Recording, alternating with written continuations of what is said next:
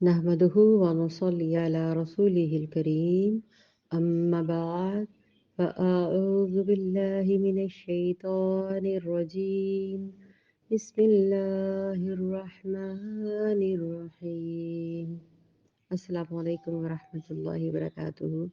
کیا حال ہے آپ سب کے؟ میں امید کرتی ہوں اللہ رب العزت آپ سب کو ایمان اور صحت کی بہترین حالتوں میں رکھے، آمین ثم آمین۔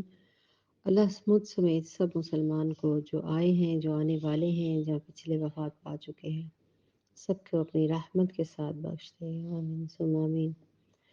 اب سورت جو ہے سورت البقرہ، اس کی آیت نمبر 86 کو ہم دیکھ رہے ہیں، اور ویسے بھی یہ 10ویں رکوع کی آخری آیت ہے۔ اور جو رکوع سٹارٹ ہوا تھا ہمارا، ساری شریعت اور تربیہ اور تمام شریعت کہہ لیں کہ زندگی گزارنے کے جو اصول اور ضوابط ہیں دین کے، جو اسلام نے ہمیں سکھائے، ان کا آپ تفصیلی نہ صحیح لیکن ان کی جس کو کہتے ہیں نا ہیڈنگز اس میں موجود ہیں۔ ہم آج جائزہ بھی لیں گے اس کا انشاءاللہ۔ اولئک الذین اشتروا، اور جنہوں نے دنیا کی زندگی اختیار کر لی، الحیات الدنیا بالآخرہ، کس کے بدلے میں؟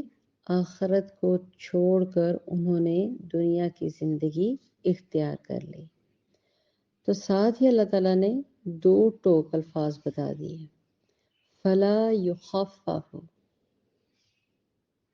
عنہم العذاب ولا هم ینصرون، تو اب نہ تو ان سے عذاب ہلکا کیا جائے گا اور نہ ہی وہ کوئی مدد کیے جائیں گے۔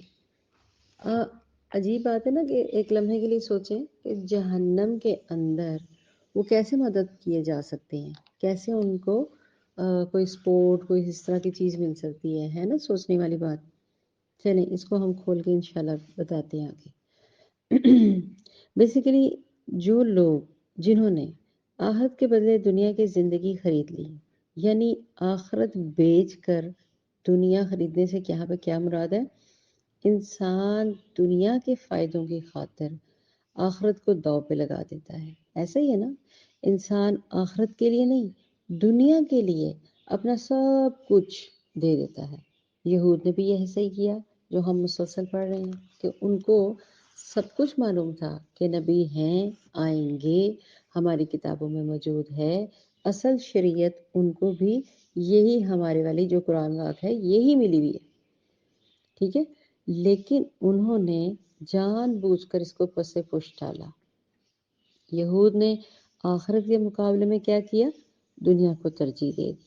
انہوں نے اللہ تعالیٰ کے احکامات پر عمل کرنا ترک کر کے اپنی خواہشات کو اس طرح سے دین کو چینج کیا اور اپنے آپ کو اپنی خواہشات کے مطابق بڑھاتے ہی چلے گئے۔ یہی آخرت کو بیسیکلی بیچنا اور دنیا کو خریدنے کا یہاں پہ معنی دیا جا رہا ہے۔ جنہوں نے دنیا کے قلیل کو آخرت کے کثیر پر ترجیح دے دی، وہ یقیناً گمراہ ہو گیا، برباد ہو گیا، اور اکثر کہا جاتا ہے کہ وہ ہمیشہ اصحاب النار، جہنم والے ہیں۔ اسی لیے اللہ تعالیٰ کیا فرماتے ہیں؟ فلا یخفف عنہم العذاب ولا هم ینصرون، سو نہ ان کے عذاب میں کوئی کمی کی جائے گی اور نہ ہی وہ مدد کیے جائیں گے۔ عذاب میں کمی سمجھ آتی ہے، اب یہ کمی کی جانا، اس کو میں کہہ رہی ہوں، میں آپ کو بتاتی ہوں تو آپ پریشان ہو جائیں گے، اور ہونا بھی چاہیے۔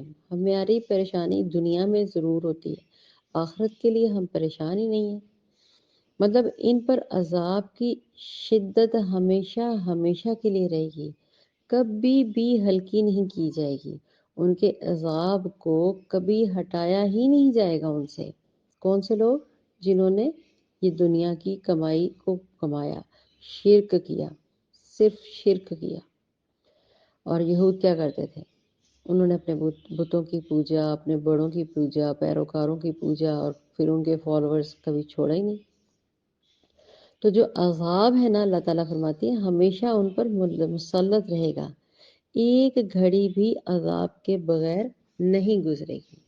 اس کو بالکل بچوں کی طرح چھوٹا چھوٹا کر کے میں آپ کے ساتھ ایکسپلین کرتی ہوں کہ یہاں پہ فرمایا جا رہا ہے کہ جنہوں نے اشترا، جنہوں نے خریدی، فلا نہیں یخفف، ہرگز نہیں ہلکا کیا جائے گا ان سے۔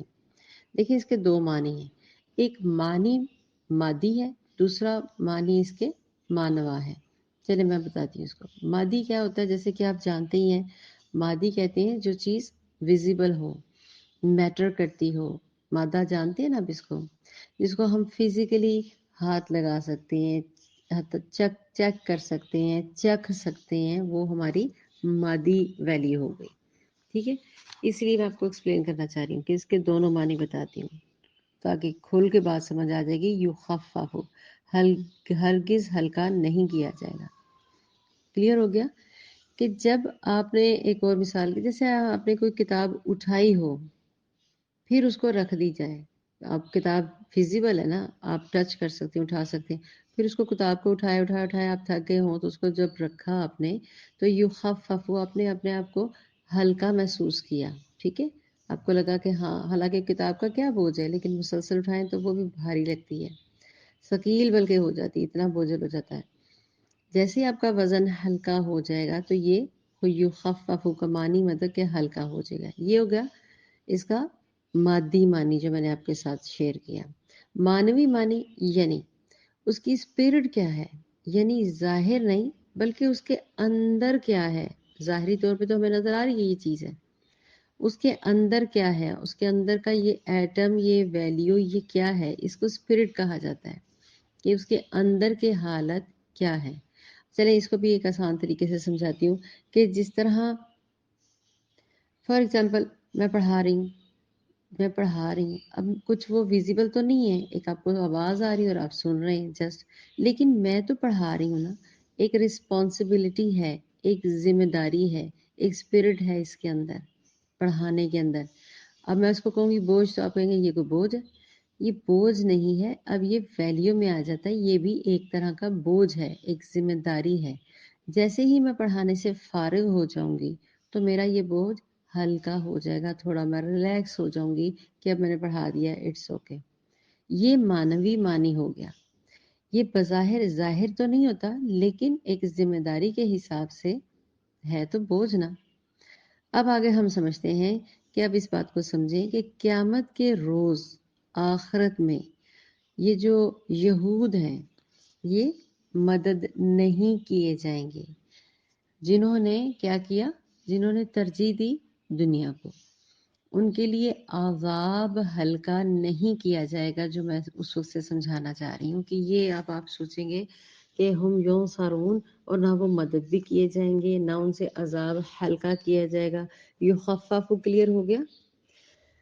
مطلب کہ اللہ تعالیٰ فرماتے ہیں کہ دنیا کی آگ کا پریشر جب بڑا ہوتا ہے، جب اگزامپل ہم کسی گرم ہاٹ علاقے میں جاتے ہیں، بہت زیادہ ہلکا سا ہوا کا جھونکا آتا ہے، تھوڑا سا ہمیں وہ گرمی تپش کم ہوتی ہے، بی پی شوٹ کیا ہوتا ہے، پانی کے چھینٹے آب زمزم یا پانی پی کے یا بیٹھ کر پنکھا لگا کے ریلیکس ہوتے ہیں، تو آپ تھوڑا سا اس تپش سے، اس گرمی سے ریلیکس ہوتے ہیں۔ لیکن پھر اس سے زیادہ آگے کو بڑھنا ہوتا ہے، صحرا میں، ڈیزرٹ میں سفر کرنا ہے، یا جو بھی زندگی کی ٹینشنیں ہمارے اوپر، وہ پھر بھاری ہو جاتا ہے۔ لیکن ان کا جو کفار ہیں، جو مشرکین ہیں، جو یہود ہیں، جن کو یہاں پہ مخاطب کیا جا رہا ہے مسلسل، ان کا عذاب ہلکا نہیں ہوگا۔ ان کے اوپر اس آگ کی شدت کو، واللہ عالم، میں ڈگریوں کا نام نہیں لیتی، 100، 1000، 500، کتنی ڈگری، واللہ عالم۔ پہلے تو سب پڑھیں نا، انا للہ و انا الیہ راجعون پڑھیں، اور ساتھ میں جہنم سے بچاؤ کے لیے دعا پڑھیں، اللہم اجرنی من النار، اللہم اجرنی من النار، اللہم اجرنی من النار، اللہم اجرنا من النار۔ اپنے لیے بھی کیا کریں، دوسروں کے لیے بھی کیا کریں، آمین ثم آمین۔ تو ان لوگوں سے اس عذاب، اس آگ کی شدت کم نہیں کی جائے گی، یا جن ان کو عذابوں میں ڈالا جائے گا، خالی آگ نہیں واللہ عالم کون کون سی عذابوں میں ڈالا جائے گا، وہ ہلکا نہیں کیا جائے گا کہ ان کو ایک لمحے کے لیے ان کا سانس لے سکیں وہ، کہ یہ چلو اب ہم اس وقت سے عذاب بھگت رہے تھے، اب تھوڑی دیر کے لیے ہمیں تھوڑی ریلیکسیشن مل گئی ہے، ایسا کچھ بھی نہیں ہوگا ان کے ساتھ. یہ ہے وَلَا هُمْ يُنصَرُونَ. اور اگلا جو معنی ہے وہ کیا ہے؟ اس کا ہے کہ اللہ تعالیٰ بھی، چونکہ انہوں نے دنیا میں، آپ سب جانتے ہیں، آپ بھی کسی سے انتہا کا چڑ جائیں، حتیٰ کہ اپنے بچے ہی کیوں نہ ہو، ان کو بھی آپ زوردار ایک تماشا لگاتے ہیں کہ کہتے ہیں اب تمہیں سکون آئے گا. نمبر ایک، وہ مدد نہیں کیے جائیں گے. مطلب جو مسلمان ہیں یا ایمان والے ہیں، وہ ان کو اگر کسی کو عذاب دیا جائے گا تو وہ کچھ لمحے کے لیے ان کو جو عذاب دیا جائے گا یا کچھ ٹائم کے لیے، اللہ نہ کرے کسی کو عذاب ملے، پہلی تو دعا یہ کریں، اگر دیا بھی جائے گا تو وہ مدد کیسے کیے جائیں گے؟ کچھ عرصے کے بعد جب اپنی سزا بھگت لیں گے تو ان کو پھر واپس نکال دیا جائے گا. لیکن یہ لوگ جنہوں نے دنیا کو ترجیح، دنیا کے معاملات کے آگے آگے آگے رکھا، یہ مدد نہیں کیے جائیں گے. کس طرح سے؟ کیونکہ ان کو اس عذاب سے نکالا ہی نہیں جائے گا. اِنَّ لِلَّهِ وَإِنَّا إِلَيْهِ راجعون. اللہم اجرنی فی مصیبتی واخلف فی خیر منہا. اللہ تعالیٰ بچائے ان معاملات سے. اگر ہمارے معاملات ابھی بھی ٹھیک نہیں ہوئے اور جو اس وقت یہود کر رہا ہے فلسطین کے ساتھ، تو یقین مانے ابھی بھی ہمارے اندر ایمانیات نہیں ہے، ابھی بھی ہم سیدھے رستے پر نہیں آئے. ابھی بھی جس طرح دنیا کے اندر ہر طرف صرف صرف آپ دیکھیں یہود نہیں ہے، ہم مسلمان کیا کر رہے ہیں؟ ہم بھی انہی عذابوں میں مبتلا ہیں، لیکن دنیا کو ترجیح پریفرنس دی ہوئی ہے. جبکہ یہ جو رکوع ہے مکمل، اس پورے رکوع کا ہم تھوڑا سا جائزہ لیں گے. 83 میں کیا کہا تھا اللہ تعالیٰ نے؟ ہمیں کیا سمجھایا آپ صلی اللہ علیہ وسلم کے ذریعے؟ کہ ان کو بتا دیں، ہم نے صلات کا ذکر آیا، نماز کیسے ادا کرنی ہے. پھر 83 ہی کی آیت کے اندر کیا تھا کہ والدین کے ساتھ سب سے پہلے حسن سلوک کی ترغیب جو دلائی گئی ہے. پھر رسول اکرم صلی اللہ علیہ وسلم، اسی ہم رکوع کا جائزہ لے رہے ہیں. پھر رسول اکرم صلی اللہ علیہ وسلم نے والدین کے ساتھ سب سے پہلے جو رائٹ آیا والدین کا، پھر رشتہ داروں کے ساتھ حسن سلوک کا، پھر یتیموں کے ساتھ حسن سلوک. یتیموں کی بھی ڈیفینیشن میں بڑے کلیئر کر کے بتا چکی ہوئی ہوں. پھر حسن سلوک کی ترغیب دی گئی ہے کہ کس طرح سے آپ نے ان کے ساتھ آنا ہے. اونچی آواز نہ ہو، وہ کیا کہتے ہیں، ٹونٹ نہیں کرنا، الٹا اپنا احسان نہیں جتانا، یہ حسن سلوک ہوتا ہے. پھر مسکینوں کے ساتھ حسن سلوک کرنا. پھر اس طرح سے سب سے اینڈ میں کیا بات تھی؟ قول احسن، احسن بات کرنا، بھلی بات کرنا. بھلی بات کیا ہے؟ لا الہ الا اللہ، لوگوں کو دین کی دعوت دینا اخلاقیات کے ساتھ، سر میں ڈنڈا مار کے نہیں کہ چلو چلو میری مسجد سے نکل جاؤ، یہاں پہ وہابیوں کی مسجد ہے نکل جاؤ یہاں سے، یہ بریلویوں کی مسجد ہے نکل جاؤ یہاں سے، یہ فلاں کیا وہ سنیوں کی مسجد ہے نکل جاؤ یہاں پہ اس طریقے سے نماز نہیں پڑھی جائے گی. یہ پتہ نہیں شیعوں کی کہ پتہ نہیں واللہ عالم کس کس کی مسجد ہے، یا ہمارے اپنے یہ ہم نے بھی اپنے اپنے کلیسا بنا لی ہوئے. بیسیکلی یہ بات ہے، سب نے اپنا اپنا ایک کلیسا بنا لیا ہوا ہے. کوئی مسجد ایسی ہے جہاں پہ کہا جائے گا کہ آپ کو کوئی روکا نہیں جائے گا، یا دو چار لوگ فٹافٹ کھڑے نہیں ہو جائیں گے کہ تم نے رفع یدین کیوں کیا، یا تم نے رفع یدین کیوں نہیں کرا، اس طرح سے نماز گھٹنوں کے بل کیوں بیٹھے، اس طرح سے کیوں نہیں ادا کی. مسجد اللہ کا گھر ہے، ہم لوگوں نے مسجدوں تک کو نہیں چھوڑا ہوا، اپنے آپ کو آگے بڑھایا ہوا. آپ کو کیا پتا کون سی نماز قبول ہونی ہے، ہمیں کیا پتا کس کی کون سی دعا قبول ہونی ہے. بہرحال اس میں ایک اور بھلی بات کے بعد ذکر آ رہا تھا آگے سے، آیت نمبر 85 کے اندر کیا کہا گیا تھا کہ نماز قائم کرو، پھر زکوٰۃ ادا کرو. اینڈ میں زکوٰۃ کا حکم ہے. پہلے سارے حقوق العباد بتائے گئے ہیں، اس کے بعد نماز قائم اور کرنا اور زکوٰۃ ادا کرنا. پھر کیا کہا گیا ہے؟ عہد کی اپنے پابندی کرو. جو بنی اسرائیل بھول چکی بھی تھی، انہیں وہ پابندی بھی یاد کرائی گئی ہے. ٹھیک ہے، مطلب یہ سب کچھ ہمیں کون بتا رہے ہیں؟ قرآن پاک کے ذریعے، جو آخری کتاب، مکمل کتاب، رسول اکرم صلی اللہ علیہ وآلہ وسلم جو ہمارے رہنما ہیں، انہوں نے بتایا کہ ظلم اور زیادتی سے، مطلب ان چیزوں سے بچاؤ. اور یہ جو دین کے ہمارے اصول ہیں جو اللہ تعالیٰ نے ہمیں بتائی ہیں، ان قواعد کے اوپر عمل کرو گے تو زندگی کامیاب ہوگی اور آخرت بھی بہترین آپ کا نمونہ بنے گی۔ اور پھر کیا حکم کیا؟ ان کاموں کو روکو، کیا کرو؟ عہد سے بچو۔ دوسرا کیا کرو؟ اپنے بہن بھائیوں کا خون یا رشتہ داروں کا خون نہ بہاؤ۔ پھر اپنوں کو گھروں سے مت نکالو، یہ تو عام روٹین ہے۔ یہاں پہ تو آج کل تو والدین کو نکال دیتے ہیں، بہن بھائی، دیور جٹھانی، چچا ماموں تایا، آپ نے کیا ہی کیا ہے ہمارے لیے؟ پھپھو تو ہوتی ہی اس طرح کی ہے۔ اس طرح باتیں کر کے آپ اپنے رشتہ داروں کو اپنے گھروں سے نکالتے ہیں، پھر دلوں سے تو خود بخود اتر جاتے ہیں۔ تو اس تربیت کی طرف بھی توجہ دلائی گئی ہے۔ گناہ اور زیادتی کے ساتھ ایک دوسرے کے خلاف مدد کرنے کا حکم دیا گیا ہے۔ اور پھر کیا کہا گیا کہ کتاب کے کچھ حصے پر عمل کرتے ہو، کتاب کے کچھ حصے پر عمل نہیں کرتے، کیا کر رہے ہو؟ اور یہی حالات ہمارے میں ہیں۔ پھر آخر میں اللہ تعالیٰ نے دیکھے نا کیا فرمایا کہ آخرت کے مطلب جنہوں نے دنیا خرید لی ان کے لیے کیا ہوگا؟ ان کے لیے کوئی کمی بیشی نہیں کی جائے گی، نہ وہ مدد کیے جائیں گے، نہ ان کا عذاب ہلکا کیا جائے گا۔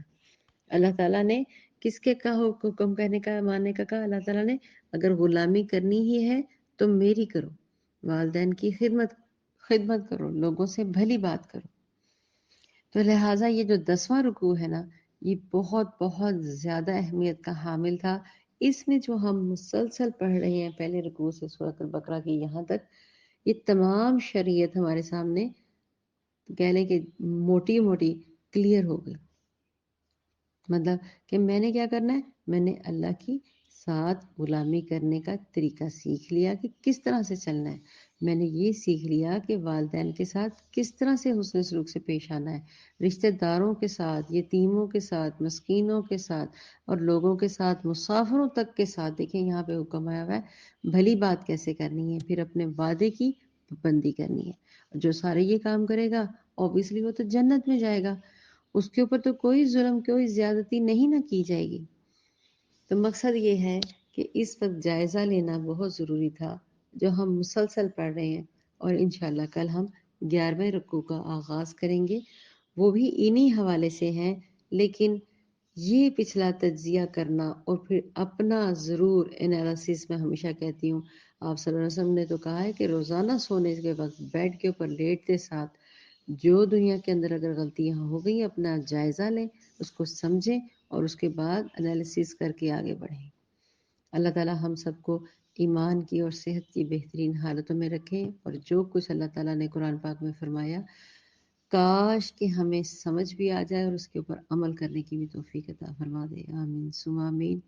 نیتیں اگر خالص ہوں تو عمل ہو جاتے ہیں، اور اگر نیتوں میں ہی فطور ہو کہ میں نے فلاں کے ساتھ رشتہ داری رکھنی ہے اور فلاں کے ساتھ رشتہ داری نہیں رکھنی، وہ تو مجھ سے برداشت ہی نہیں ہوتا، مطلب ہم نے پھر اپنے آپ کو آگے کر لیا۔ یہ سوچنے کی ضرورت ہے۔ اللہ تعالیٰ آسانی فرمائے، اللہ تعالیٰ خیر والے معاملات عطا فرمائے۔ وآخر دعوانا الحمد للہ رب العالمین۔ السلام علیکم ورحمۃ اللہ وبرکاتہ۔ سبحانک اللہم وبحمدک، اشہد ان لا الہ الا انت، استغفرک واتوب الیک۔